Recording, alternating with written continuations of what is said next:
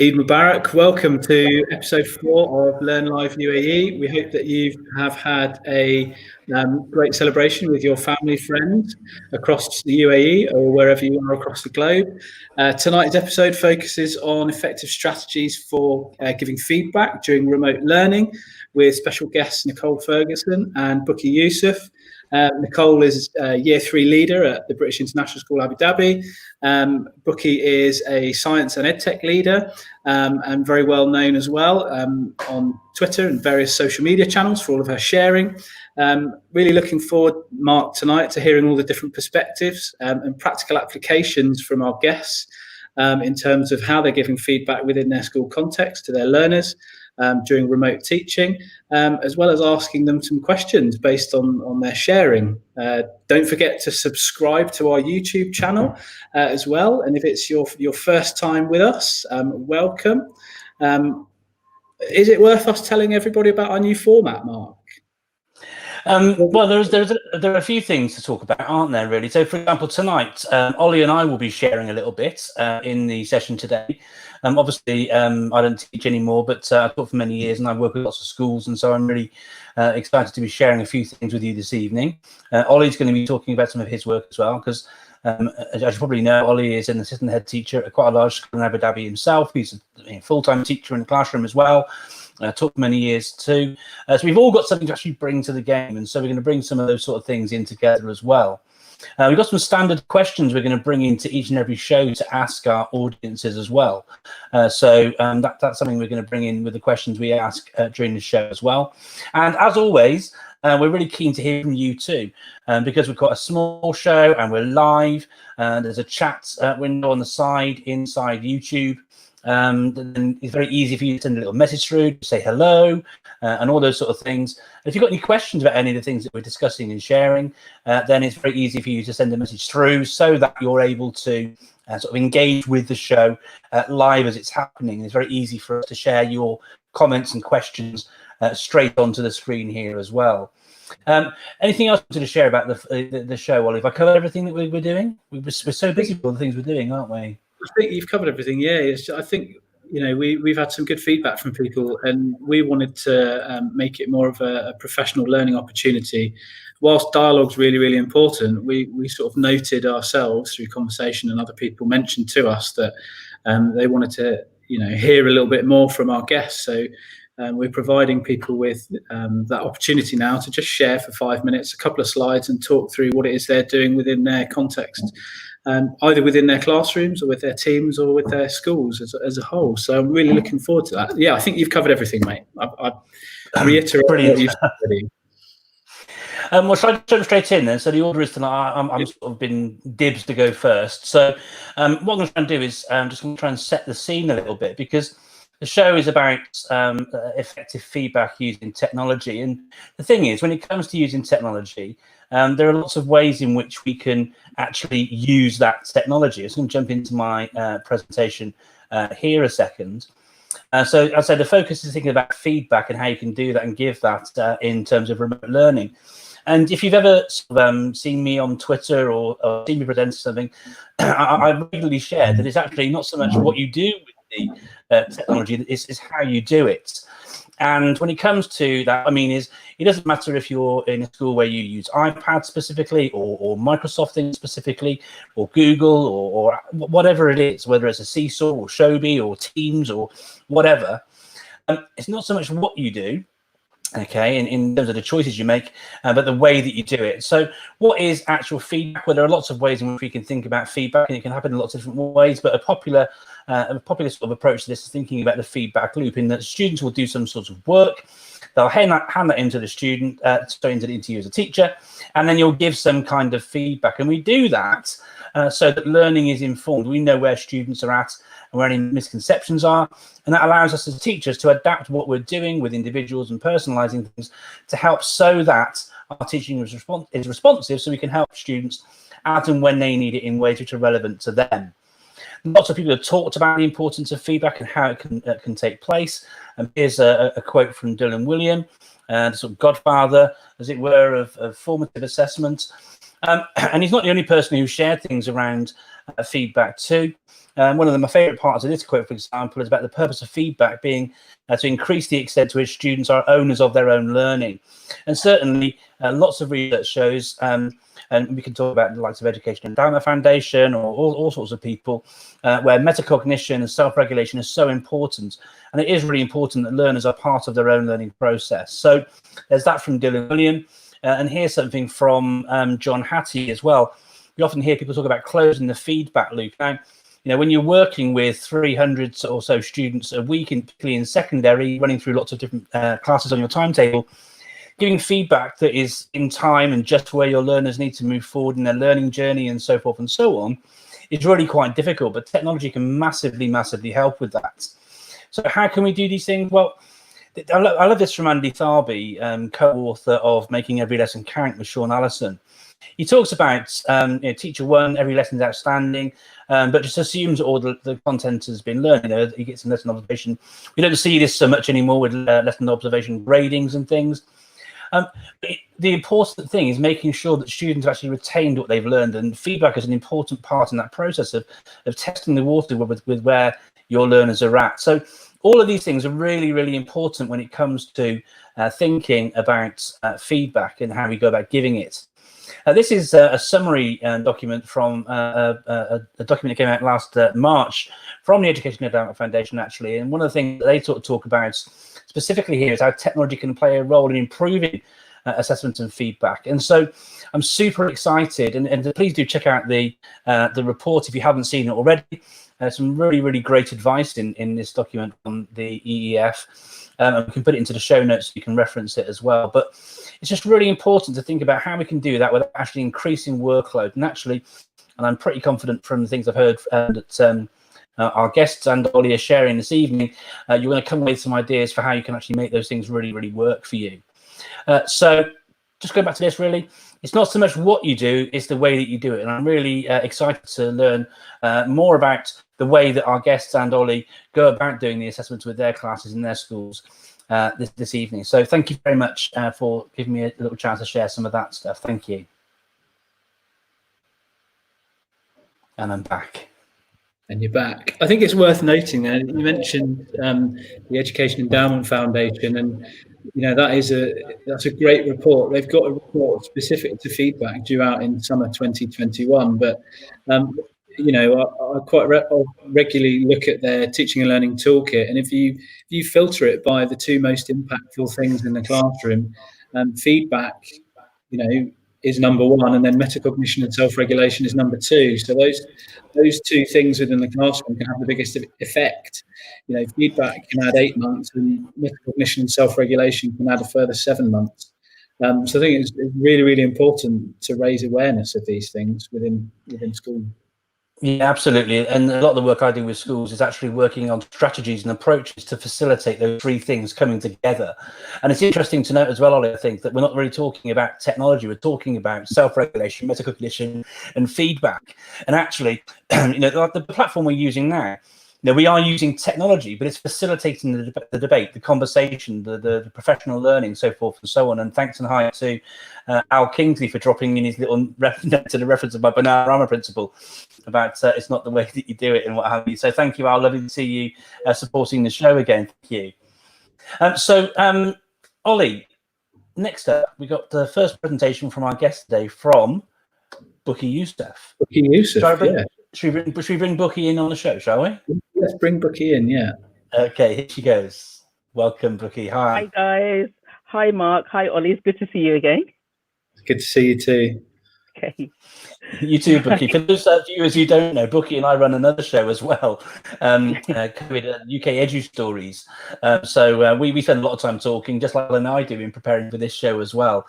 But having known Bukky for many, many years, and we could spend about half the show actually listing off the things that Bukky has done in her career. But to give you an example, viewers, of some of the things that I've been involved in with Bukky, we used to be on the advisory board, for example, with Innovating School. We've worked alongside each other in lots of different events, and we've been connecting through things. She's heavily involved in Women Ed and BAME Ed and so many different things. Co-chair of the Department of Education here in the UK's EdTech strategy group, all sorts of stuff. And so it's a real privilege to have someone that I massively respect and someone I can call a friend as well here on the show this evening, sharing some things with you. How has your week been, Bukky?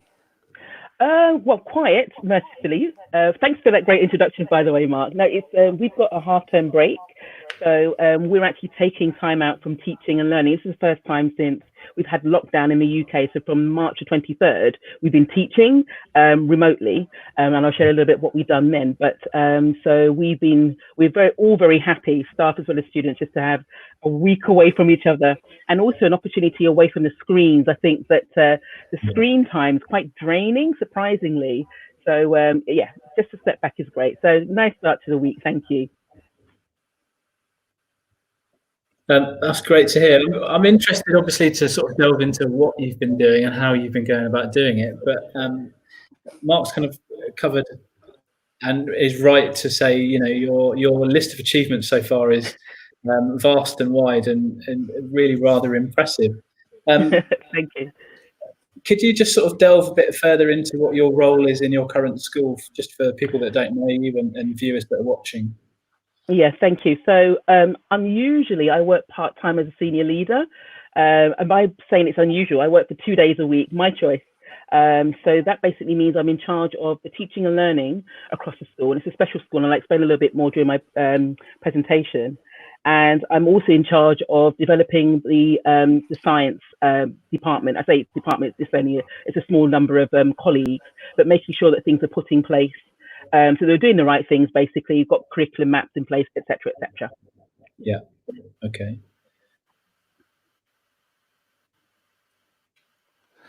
So would you like to sort of jump into your presentation and run through and sort of I will do. Yeah, so let me do this. Okay.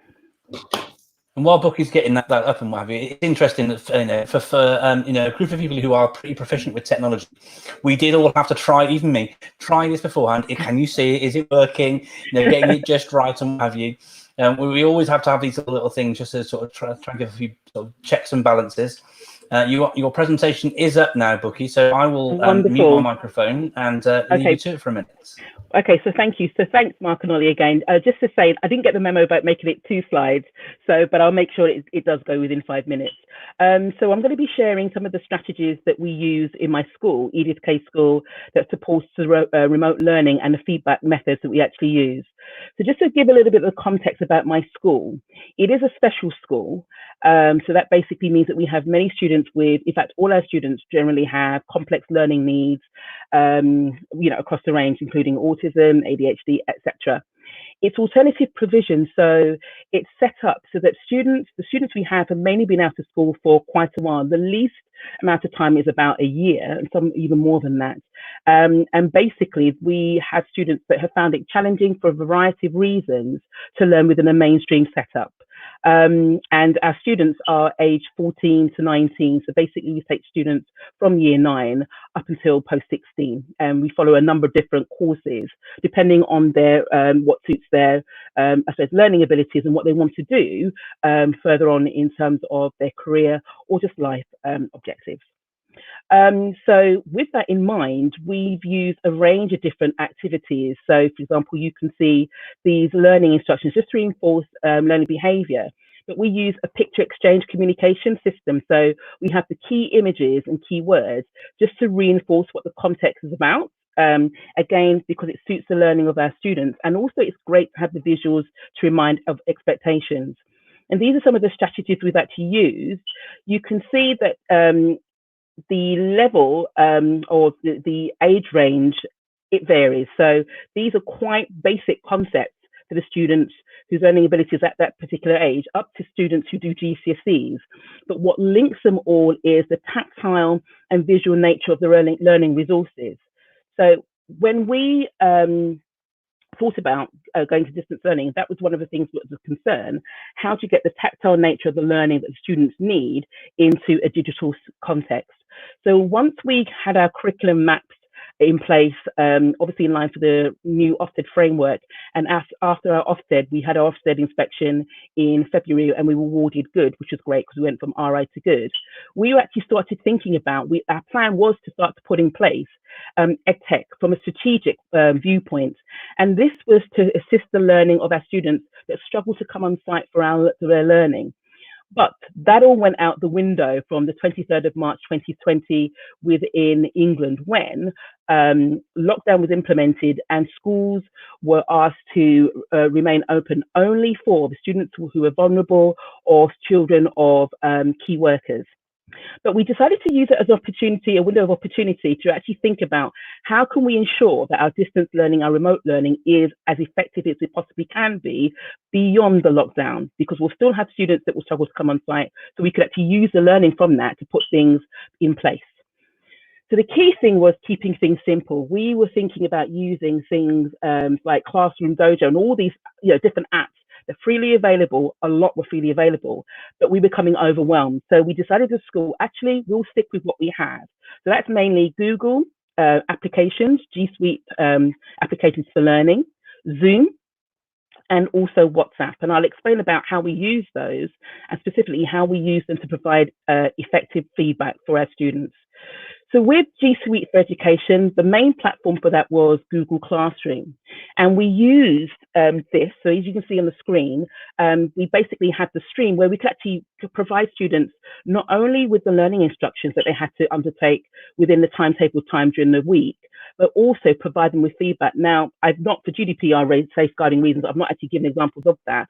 But if students weren't sure about certain things, or we wanted to give them feedback on what they've done well and to encourage them, we use the stream comments within Google Classroom. And within Google Classroom, we had a variety of other things. Say, for example, Google Docs was great because during the lesson, students could actually work through learning activities we'd already prepared, and we could actually have live feedback discussions taking place. As you can see, typed out in green, because it mirrors our marking and feedback policy. And I could actually give feedbacks that could actually move the students' learning on.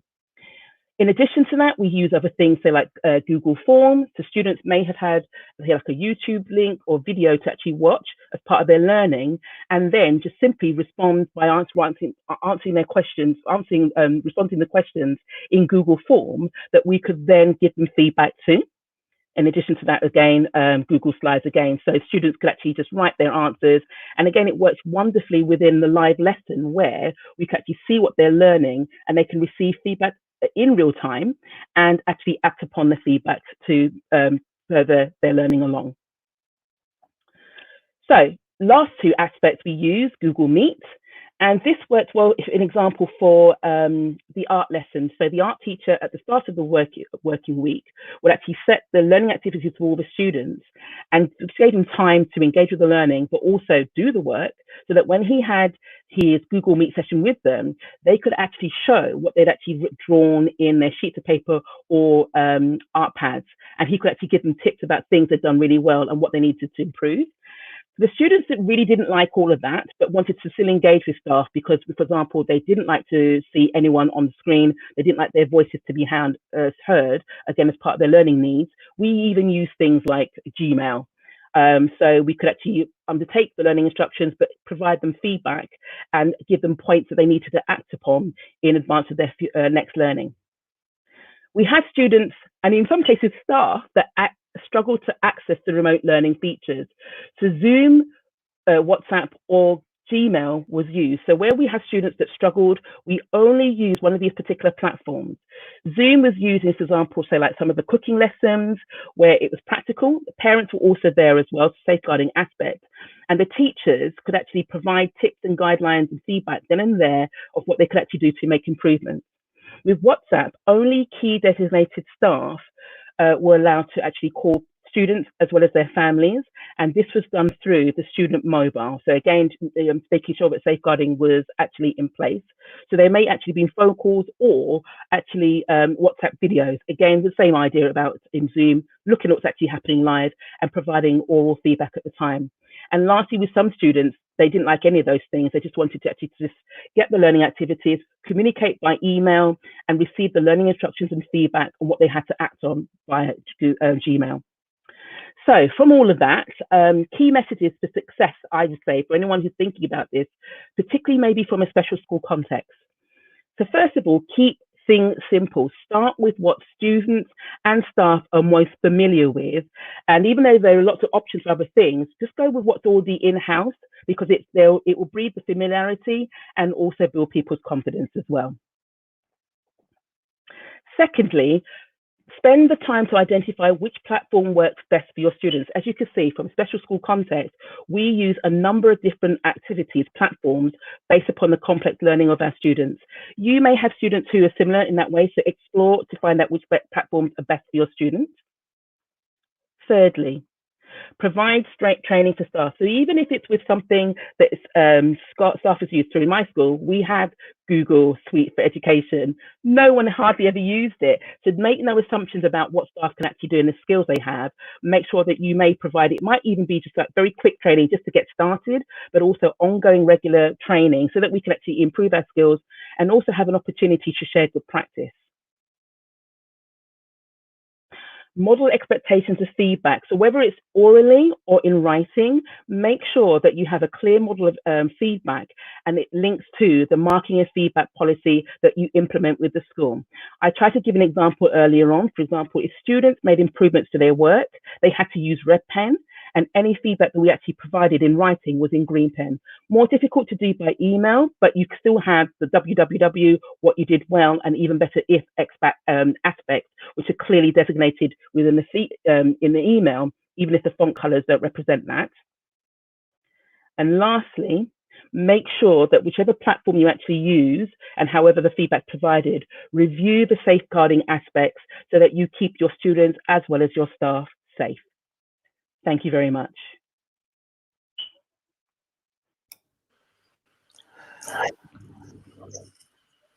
Brilliant Thanks. stuff.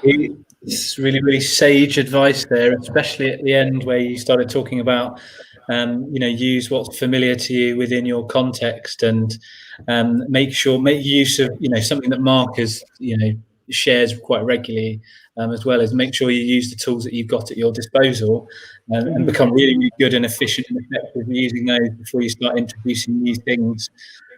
It's really, really important, especially at this time when we're not in the classroom with our learners. So if something did go wrong with the new tool that we're using, you're not there to provide that support network. Yes, exactly. What are the things that you can share that you would recommend avoiding then that haven't worked for you particularly?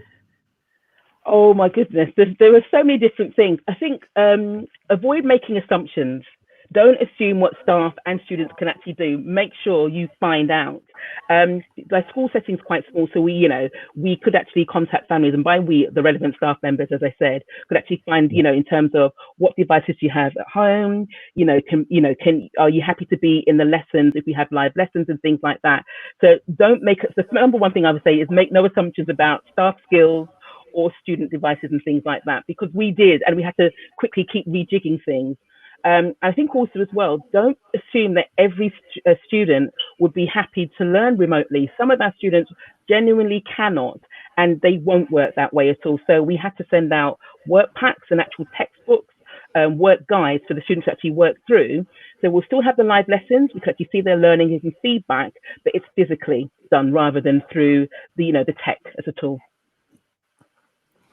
I'll just jump in a second, Bukky, following up on that, please. And I was on a comment, actually, you might not have seen this, but Paul Topping, who's the executive head teacher at the British School of the Netherlands, sort of sent us comments through whilst you were presenting. So I thought I'd share that so you could see that.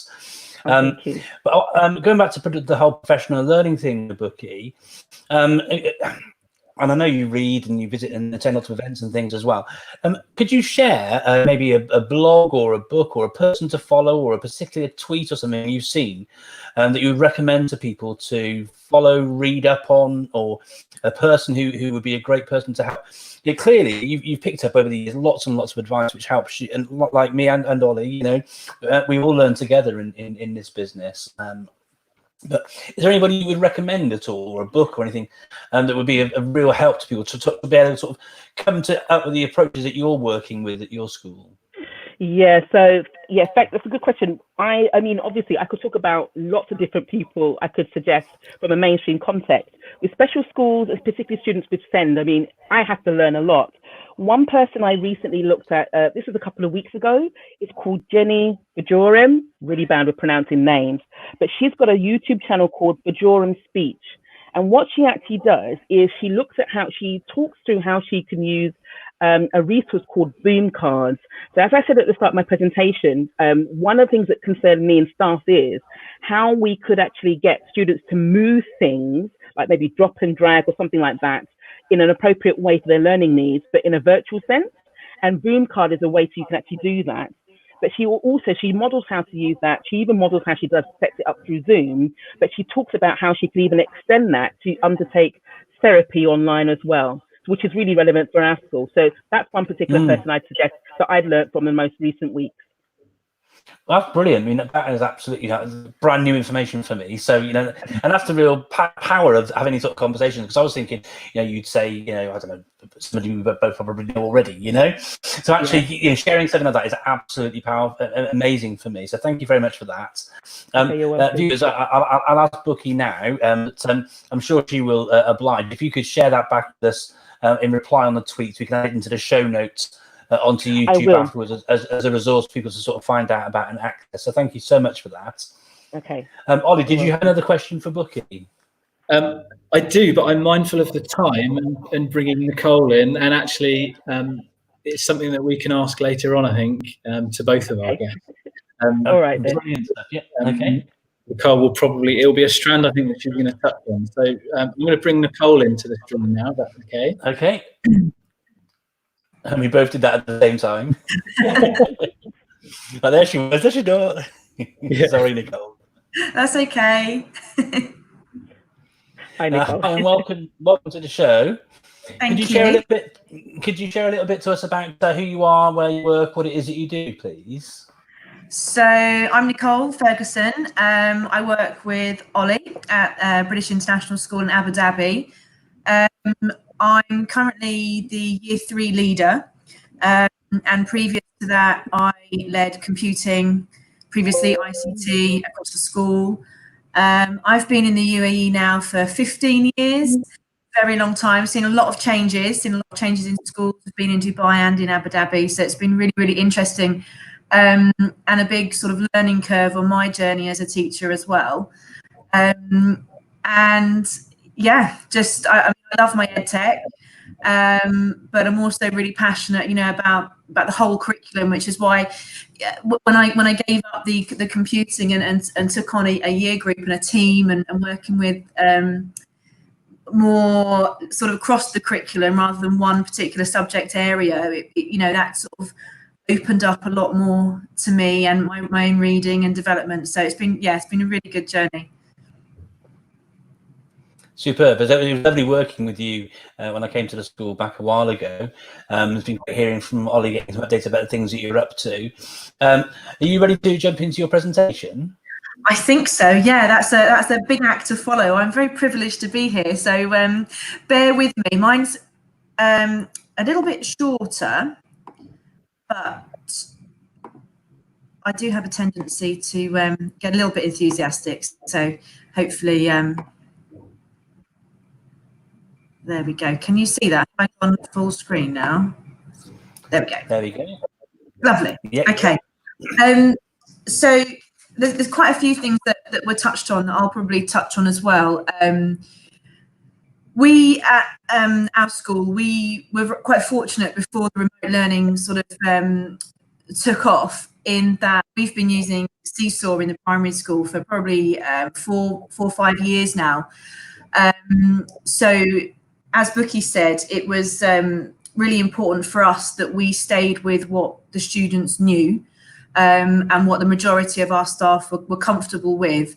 And obviously that sort of same approach, don't make any assumptions. And as we learnt, just because the students know it, doesn't mean the parents are going to be as familiar with this new platform, that they're, instead of looking at what their children have achieved all day at school, they're now utilising it and working through lesson content at home instead. So you know, we had to make sure that our parents really understood what was going on with that. So that aside, Seesaw was the way that we went, and that allowed us to just carry on facilitating our lessons. So we were able to spend, you know, we're quite fortunate that we could spend a lot of time looking at what our feedback looked like, because it was something that we were already sort of transitioning as a school anyway. You know, we'd spent a lot of time looking at marking, looking at feedback, how we could improve on it. And what we didn't want to do was lose all of that work with the shift. So I've just kind of bullet pointed some of the things that we've done and what we've tried to keep. The first one there, be present. A lot of reading that I did many years ago when I was doing some research into e-learning, especially for children, was that sort of they're isolated. You know, they're at home with a parent. In our context, maybe it's a nanny, and they're suddenly removed from the classroom. They're used to working collaboratively. They're used to working in groups. They're used to you wandering around the classroom. You know, the children that I work with are 7 and 8 years old, and suddenly they're at home with their device. So for us, it was really, really important that whilst we kept hold of everything that feedback is for advancing their learning, was that we also used it as our mechanism to make sure that they knew we were there. And whenever they had a question, you know, we were there and we were available to them. The next one was to be clear and consistent to the school policy. And I know that Bukky mentioned that as well. For us, you know, our children are quite well trained in what feedback looked like. So if it was in their books and they had the green pen and they would respond in red, we kept that as well. The beauty of Seesaw is that you can, you know, annotate and write all over the screen. So they would, if they uploaded any writing to me and I feedback on their writing, they would go away, make any edits in red, and then upload it again. And we're actually now at the point where we've gone back to how we were doing things in school, and they're now doing their edits before they get to me, which is fantastic. It's just taken, you know, a little bit of a while to get over the novelty, and will Miss really notice if I haven't done it?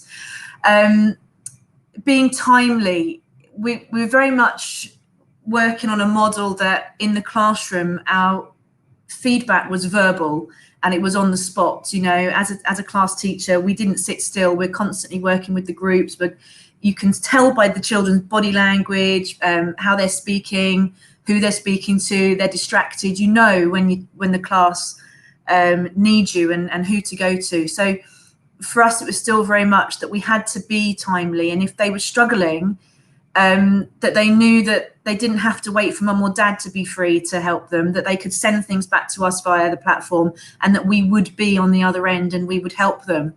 And that might include, you know, a way that we would do that. I have some students that do some challenge maths, and they would just send me back some work saying, you know, I understand this piece, but I'm really stuck with this.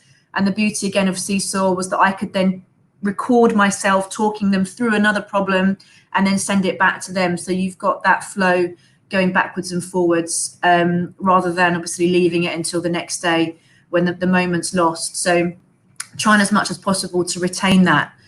Another great thing is that, you know, we were able to use a lot of audio for our feedback, and we have a lot of students who don't speak any English at home. And, you know, being able to hear your voice as well as type out feedback for them is really, really useful, and they respond really, really well to that. So we can screen record at the same time as giving them audio feedback, or we can just leave audio comments. And what I found as well, and I've witnessed this as being a parent, because I've got 2 children that are year 2 and year 3 age, is that they respond better when they hear you. My own children, if their teacher has typed them a comment, I'm just moving on to the next task, but they want to hear them, so they'll always press play and they'll always listen. So I think it's really, really important that we've been able to retain the verbal feedback. Another thing that we switched to that we probably didn't use as much when we were in the classroom was stickers, and I'm sure everybody's seen all the Bitmoji stickers that are going around. And just for placing them at key points in students' work, we would use them for the children to have to go and search for them. And if they found a sticker, they knew that they would get a house point, but it would also direct them back to their work. You know, they loved the house points, they loved the stickers, but they would then go back to that piece that you had left feedback on, so that you knew that they were hopefully listening back to it. Again, be purposeful. You know, what are you trying to achieve in the feedback that you're giving? We use it a lot with questioning, with our morning messages. We'll do question checks. So we'll post a morning message and ask a question, possibly about some previous learning that we've done, and get the children to respond underneath, just to check and make sure that they are retaining it as they go. Making sure that the targets were small and achievable. So again, just good practice there. You know, if they've done a piece of writing and you've been focusing on relative clauses, that their next target is to, maybe they used a writing model beforehand to then see if they can do something independently. And that can be a little target that you give them straight away that they can then send back to you. It doesn't need, you know, there doesn't need to be a time delay. Peer assessment is something that we have been training the children in before the remote learning kicked in. And it's something that, due to the nature of Seesaw and safeguarding, kind of went a little bit by the wayside for us in year 3, and the children weren't working collaboratively and they couldn't see each other's work. So over the last couple of weeks, we then, which is why you can see the blog icon there, we've opened up our blog, and this is a really nice safe place for the children to share work they're really, really proud of, and also reflect upon it and leave each other feedback. And again, you know, we've used different comment templates from Seesaw to help the children to leave meaningful comments for each other. And we also have, we had a science sort of festival, 2-day science festival, where they created their own lessons about plants. So our next lesson is actually, you have to go in and you have to watch somebody's lesson, and they'll have to do an evaluation and reflection so that they can feed back to their own peers. And then again, using our live sessions, we're mainly asynchronous in our approach with Seesaw, but we do use Teams to connect to our classes every day for half an hour. Some children get some additional small groups as well, but through those live sessions, we're also able to feedback sort of whole class on different issues and things that we've seen come along, generally remembering the capital letters and the full stops. But that's just a really nice opportunity, you know, and very, just in a nice environment. You know, they're all there, they're so happy to see you, you've got that captive audience, and we can feed back then on previous learning. So really, I think this was a quote, and I can't think who it came from, but it's all about keeping your feedback targeted, specific and timely. And for us, we've really tried to stay true to that in how we feedback to the students whilst we're online, so that we can continue to use feedback in, you know, as Olly said, it's one of the most powerful tools for student progress and attainment. And it's something that we really want to make sure that we're doing well for our students, so that they can continue to make progress whilst they're not in the classroom with us. So that's my presentation. Thanks, Nicole. It's great to hear you talking about what you're doing within your teams. And we've had a question come in specifically for you, and now seems a timely fashion to ask you. Out of adversity is born innovation. What strategies will you retain when schools are fully back on site? Well, I think, you know, we're looking, obviously we're not sure what it's going to look like in September, but I think the way in which we've been using Seesaw is something that we'll definitely be able to continue. And it was really interesting because I saw some teachers who have used Seesaw just for remote learning, and they were asking, oh my goodness, it's amazing for our e-learning, but how do you use it in school? You know, when you're actually with all the children, what's the point? And, you know, we've learned some really important lessons with, you know, what can be given to the students to do independently. I think actually, you know, they're far more capable than sometimes we give them credit for, and I think that's definitely something that I've seen. You know, they're a lot more resilient. So my expectations, you know, have gone up a notch of the children that I'm working with just because of what they've shown me.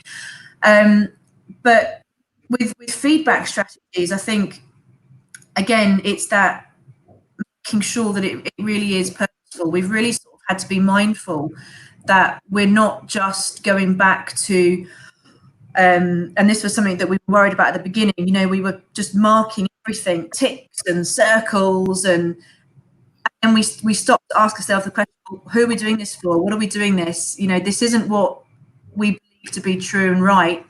And it's more about that being there. And I think that's what we've really missed as well. That's a brilliant response there. Thank you so much, Nicole. And it's great to see that you're sort of doing these things for the right reasons. And what we often find in the episodes and shows that we've done, and Bukky, I'm sure will concur with this. But we see common themes, regardless of the presenter. You have common strands. So you sort of talked about target specifically and timely. Paul's actually responded with that to that. He thinks it was Goodwin and Miller. But he goes to the quote that I did from Hattie as well about, you know, feedback that is just in time, just for me, just for how to move forward in my learning journey, all that sort of thing. We see a similar sort of thing from Dylan William. We see similar. And we see those common strands through all these things as well. We've seen the same sort of thing ourselves, haven't we, Bukky, on our show too? Yes, we have. Yeah, absolutely. That is right. Yes. Definitely. Did you have any questions at all for Nicole at all, Bukky, from what you saw there? I did, but it went right out of my head though, because I was absorbed with what you were saying though. What I loved, I think one thing that I caught onto was when you said about your expectations of what your students can do has really raised, and you know, like what it means that you may therefore do when you go back in. So it's not a question as such, but an observation about how you're going to implement, say, for example, the independent learning that taps into what they've actually been able to do remotely and go back in school. So I think I maybe, you know, when you go back to school in September, I'll link with you then to ask you, so how have things actually worked out? What have you maintained, and how's it developed? That's fantastic, Bukky. Thank you so much for your comment there. Thank you so much, Nicole, as well, for sharing that with us too. It's now time for Olly to present, and I'm going to play the role of just host now. Olly, thank you so much for taking the time to come on the show today. Can you tell us a little bit about who you are and what it is that you do? Hi, I'm Olly. I'm a teacher in the UAE. Would you like to share your screen with us and share your presentation? I'm really looking forward to seeing what you've got to share today. Olly presented at a Teach Meet with me last week, and he did a session, Top 5 Tips for Online Learning. I think he's going to blog about it soon as well, so please do check that out. But it was a great presentation. I learned loads from it, and so I'm hoping to pick up a few hints and tips and some more information and places to go and follow from this. So Olly, I'll turn the mic off and hand over to you. Thank you. Just to reiterate what we said at the start, really, that, you know, feedback it has such a high impact for a low cost. You know, you can see here this is the evidence, or well, the strand within the EEF's Teaching and Learning Toolkit, and you can see that it can add 8 months onto a student, and it's relatively low cost. I'm really looking forward to summer 2021 when they release a more detailed report specifically on feedback in schools. But I think it's really important at the moment to make sure that you make the technology work for you. I've put in there, for example, use audio notes, and I'll go into a little bit more of what we've been doing within our science team and at school with that. I think it's really important to also, certainly where possible and where appropriate, use peer feedback. I think that's really, really important, and it fosters collaboration as well amongst the students, which I think is a massively important part of maintaining that community feel whilst we're all learning and connecting at a distance through a laptop or an iPad or whatever device they're using. Something else that we've been doing as well within secondary, so we are an Office 365 school. We use Teams for our synchronous, our live lessons. We've been doing some live Q&A sessions. Some students will willingly ask questions in the chat, which is great, and then others offer them the chance to anonymously send in questions that we can then answer within those 15-minute live Q&A sessions. We predominantly use OneNote. I think OneNote's a fantastic tool, both from the teaching point of view as well as from the learner's point of view. You can see here that there's a few different examples of audio notes. So these are just screen clippings that I've taken from various students' OneNote physics sections. So you can see that you can add in stickers going on to Nicole's sort of comments there. Or remember a couple of years ago, I had a period of, I think it was an entire term where I did Star Wars marking, where I always used a Star Wars sticker and, you know, a little voice bubble from the character giving feedback to the student. But I think the point behind using audio notes is it adds that layer of authenticity, and you can provide such rich, quality, detailed feedback in such a short space of time for students to listen to, that, you know, what I can say in a minute to a student, you know, might take me 3 or 4 minutes to actually type out. You can also see here that I've joined the Memoji Brigade. That was after a friend of ours in the UAE, Philippa Wraithmel, started doing Memoji feedback, and I thought I'd join the party as well. So I think using audio notes is massively useful tool for both teachers to reduce workload and students to layer that level of detail and authenticity to you. Digital inking, I'm a massive fan of this. I think that you know, it's something that schools need to move towards. You can see a student here has just uploaded a picture of their work into OneNote, and then I've just digitally gone through and marked it, and where they needed to be shown a worked example, a method as to how to get to the correct answer. It's really easy for me to do that, you know, using my digital device. So I'm helping to reduce the demand on the student by actually providing them with that worked example. And going back to what we said at the start, Mark, about metacognition and self-regulation, you know, I'm modeling my thinking here to help further develop the student and hopefully bridge the gap. So it reveals my thought processes to the student, and they can see and hopefully learn more by studying that worked example. So digital inking, I'm a massive fan of as well. You know, aside to that, you can, as you know, is probably more normal. You might write written feedback. You can just type up feedback, and I tend to highlight it so that it's really obvious to the student where that piece of feedback is. And I've started in the last couple of weeks using Memojis just to do something a little bit different as well.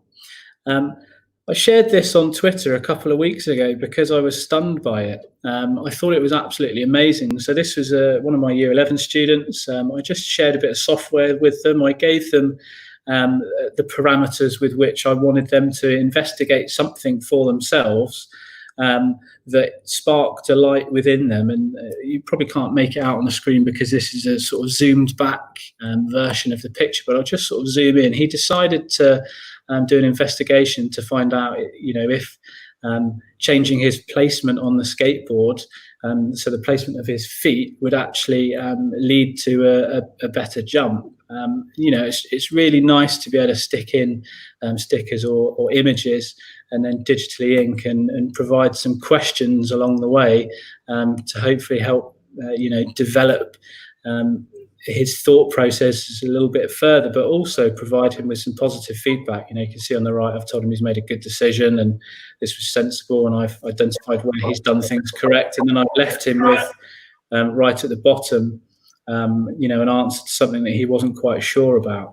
So I think, you know, the combination of, you know, using Memojis or stickers, just promote engagement, digital inking, being able to type and being able to provide audio feedback is really rich.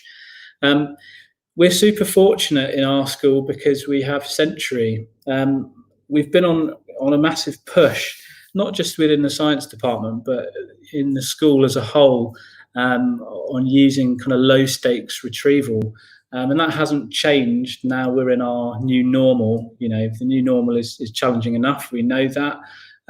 We don't need to make it even more difficult by giving students high stakes testing. So we've moved completely away from that during remote learning. We just use low stakes as a vehicle for obtaining a high success rate with the students, but also testing the temperature of the learning that's actually gone on, which I think is really, really important. Mary Meyer, as some of you will know, talks about high challenge, low threat.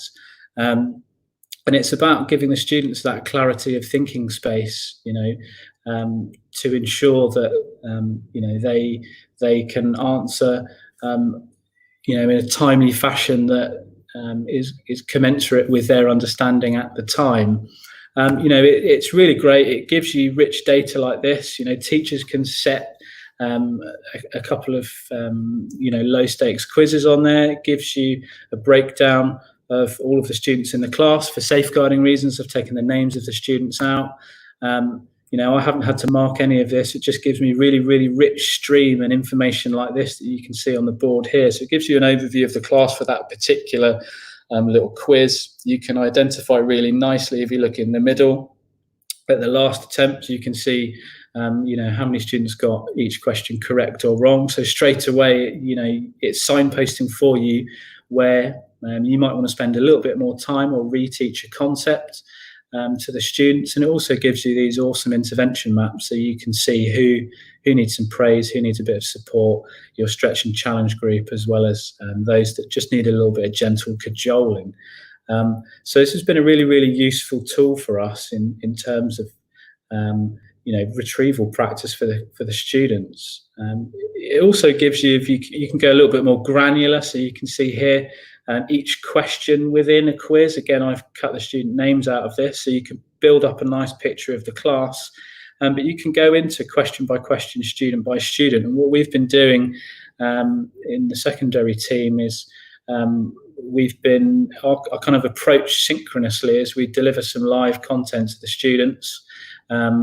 We then set them a couple of tasks based on that live content, one of them being a nugget off century. And then in our second synchronous session of the week, we will go through some common misconceptions and reteach so that the students know it's low stakes, it's not high, because as a scientist, I can't help but give a Stephen Hawking quote, the cost of bad data is the illusion of knowledge. So it's really, really important that it's safe and the students actually put the answer that they think is correct. Another little tool that I've started using more and more now is Pali, which is a poll which is built into Microsoft Teams. And you can survey groups of students really, really quickly. So you can see here, a couple of days ago, I surveyed the students and get really, really useful information there straight away from the students in my class. So it's a sort of whistle-stop tour there for you of a couple of the things that we've been doing within secondary. I'm conscious of the time as well, to make sure that we can have a bit more of a discussion off the back of those things that we're doing. I really enjoyed that, Ollie. Thank you so much. There were lots of things to sort of think about, but one of the things that I love the most, actually, and feel free to jump back onto screen sharing if you want to, but it was a skateboard analysis and the way that you gave your feedback there. One of the things that I love about using audio, for example, is it also makes it far more accessible for your learners as well. Not only does it reduce workload, so you can say, like you alluded to, you can say so much more in a minute than you can actually type. But for those students who struggle with literacy for a whole variety of different reasons, it is super, super powerful in that regard. I also loved the fact that you've been using the emoji thing, because there are lots of people that we see sort of on edgy Twitter who might see that sort of thing being a bit gimmicky, but actually I think that the way that you can use that sort of thing to really connect with your learners, given that you are able to see them face to face, seeing a cartoon figure that looks like you, giving it a bit of a that is what you would do in class, and so it is that kind of like snapshot of you going, good job, we wouldn't see your head exploding like we did in that one section. Probably not. No. Probably not. Yeah. But I think it's so impactful, and the great thing about it is as well, leaving the audio feedback, writing on your screen a little bit, popping a few stickers in here and there. It's actually not that hard to do as well. So, I mean, I think that serves as a really, really good example of the ways in which we can actually work and support giving feedback and remote learning. So, hat tip to you. So I think it was really a lovely little presentation there. We've had a comment from Paul again, which I'll jump into again in a moment. But before we go further, Nicole or Bukky, did you have any comments or questions that you had for Olly about his presentation? I loved with the Century the granular feedback that you got from the question level. I thought that was really great, because to do that yourself takes a lot of time, but it allows you to work out what the students know, what you need to address. And I love the follow-up lessons that you had, where you may have lessons, synchronous lessons later on, where you actually address some of the misconceptions they have. So I thought that was a very powerful loop there. I like that. Thank you. Yeah, I think it comes back to kind of what Mark said right at the very start, which is, how and what you do. And, other tools on the market do mark things for you, but they don't necessarily give you that kind of rich data set where it's providing you with all of that information. So as a teacher, you can just jump in and go, right, where are the problem areas and which children do I need to work with? Okay, it's those 3 kids and it's this particular part of that lesson. Right, there you go. It's massively powerful tool in that sense, because it enables you to be more effective and by reducing your workload effectively, and concentrating on what we really got into the business for, and that's to teach the student, because we've got a passion for our subject, rather than sitting marking book or test, because that's not the most exciting part of our profession. What is seeing the light bulb moments in the students, and it enables us to do that, I think, which is why I'm an advocate of it. Okay. That's fantastic, Olly. Thank you ever so much. Did you have any comments yourself at all, Nicole, or are you ready for some questions? Just following on from what Olly said about Century, as well, we use it all the way down to year 3.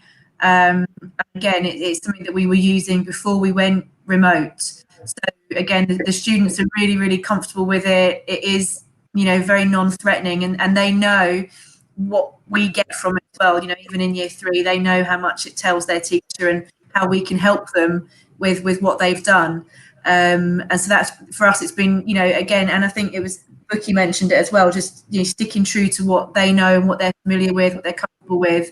There were so many things came on the market, all the free, and it's very, very tempting, isn't it, to go, oh yes, look at this, look at this, look at this. But it's like, no, this is what we know, this is what we do, and we're going to stick with that and just keep it simple, make it great. Yeah. Brilliant. Thank you, Nicole. Olly, I've got a question for you from Paul, and I'll just read it to you. Could you just succinctly just give a sort of a rating from 1 to 10, let's say, and I'm sort of translating this question a little bit. With 1 being it was an absolute nightmare and I never want to do it again, through to 10 being it was super easy and they were really helpful, sort of thing. How easy / intuitive is it to get Century working at the school? 9.5, because there's always room for improvement. Okay, Paul, hopefully that answers your question. So I know Paul, he's a colleague. I actually taught with in my NQT year. So I've known Paul for a very, very, very long time. So thank you so much for joining us today, Paul. But I can introduce you to Olly so you can talk some more about it. Olly actually won a guest award at the guest event in Dubai early this year. So for the rollout and things of Century at the school. So I can definitely connect you so you can have some more conversations. We're close to the end of the show. Olly, we've got some standard questions we want to ask, don't we? So would you like to fire away with the first sort of standard question we're going to be asking each week to one of our guests? Sure, yeah, I'll jump in. So we wanted to ask what book or blog has influenced you in your career and why? Who's that addressed to? Sorry. Everyone jump in. All right, okay. There's so many. I really struggled with this question because there's just so much out there now, and I do find that the blogs are a lot more accessible these days, especially because of Twitter. So I am a bit of a blog queen. I'm all over the blogs. I love them all. I think book wise for me, it was probably Daisy and I'm always pronounce her second name wrong. Krista Du. Her book on progress and assessment was a big light bulb moment for me. But yeah, I do mainly get obsessed with the blogs. Brilliant, thank you. So making good progress from yourself, Nicole. How about you, Bukky? I have it here. I don't know if you can see this. Ooh, it's yeah. Better Under Pressure by Justin Menkes. I came across it about 4 or 5 years ago after watching Wreck-It Ralph, believe it or not. Anyway, so long anecdote. There was a quote in Wreck-It Ralph when he gets the Medal of Honor and the, I don't know, officer or whatever it is says, "Grace under pressure." And I started my first leadership role, and I was just wondering, what does it mean? And I soon came across this book.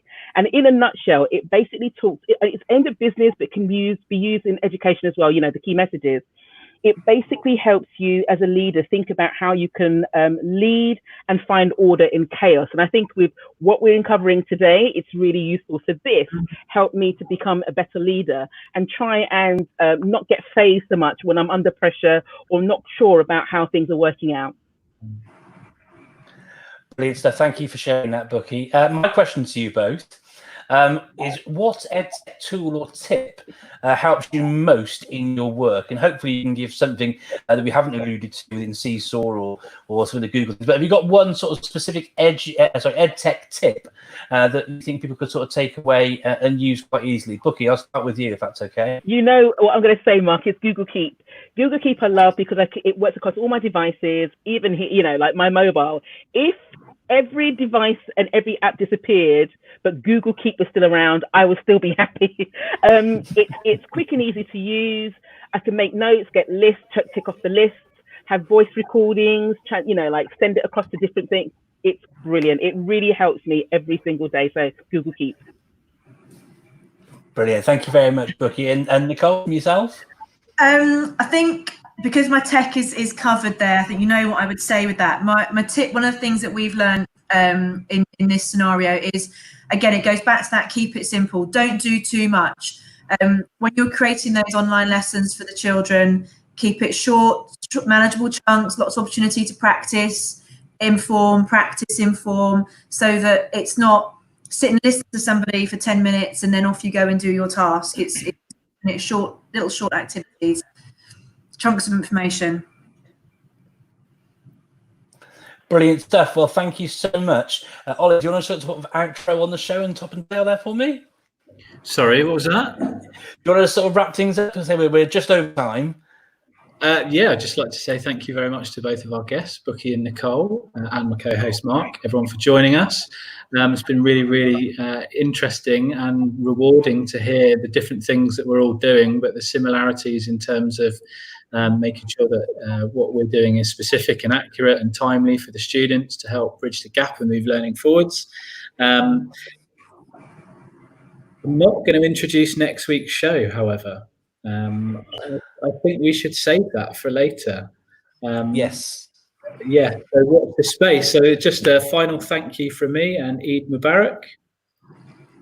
And from myself as well. Thank you very much, everybody. And thank you to our two lovely guests for sharing today too. Thank you both. Thank you. Thank you for having me. Okay, thank you. Bye-bye.